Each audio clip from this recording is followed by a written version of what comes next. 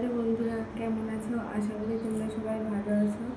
আমিও ভালো আছি। তো আমার পাশের কোয়ার্টারে একটা দিদিভাইয়ের মেয়ের বার্থডে ছিল, তো তার জন্য একটা ড্রেস কিনে নিয়ে এসেছি। ভাবলাম তোমাদের সাথে শেয়ার করি।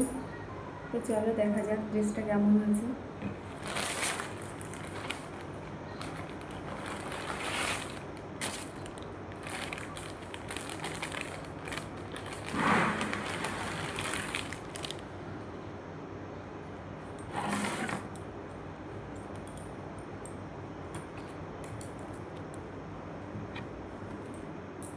তো দেখো বন্ধুরা, এই যে এটা প্যান্ট।